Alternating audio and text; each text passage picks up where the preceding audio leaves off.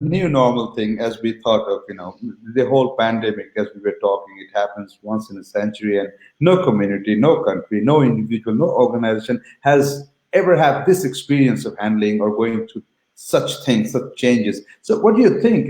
What would be the major challenges in terms of, if you talk about a personal challenge, community, or overall a community? What would be the the challenges of this new normal to you? Well, I think that there are so many challenges. I think that in the first place, everybody is afraid in some ways, and everybody is mourning something. So it's extremely difficult for everybody, but particularly for folks in the Bangladeshi community.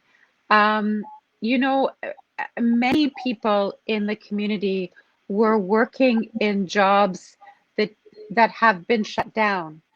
So a lot of people have lost their income. Some people are essential workers, and that has had its own set of very serious challenges. So, if you're still working as an essential worker, but you need to be out in the community where you can't self isolate, Right. or if you lost your income, either way, you're in a really difficult set of circumstances, and many people in the community found themselves in that set of circumstances. So, on top of having to homeschool their kids, and maybe if they live in an apartment building, they can't easily get outside, all of those issues compound the concerns, the health concerns, and also the mental health concerns, the income concerns, the how do we keep a roof over our heads? Because certainly in places like Crescent Town, the landlords haven't always been understanding or kind. And so all of these things have taken a huge toll. And I do think also um, many members of the community who are here in Canada because of uh, political issues back home, um, I think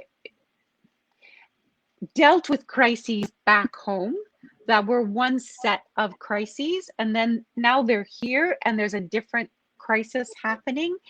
And so I think that um, there sometimes when we've been through a traumatic event, we tend to react to the next traumatic event the way we survived the first one. But it's a different kind of trauma.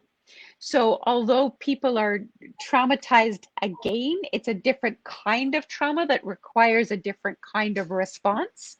And I think that that's really, really difficult for some folks to go through. So, for instance, early on, particularly, there were some folks in the community who didn't want to go outside for fear that that's where they would catch the virus, even going outside anywhere.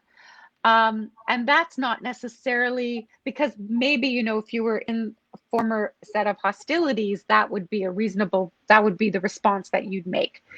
But here, that wasn't necessarily the best thing to do because being trapped inside without access to the outdoors isn't great for anybody's mental health, particularly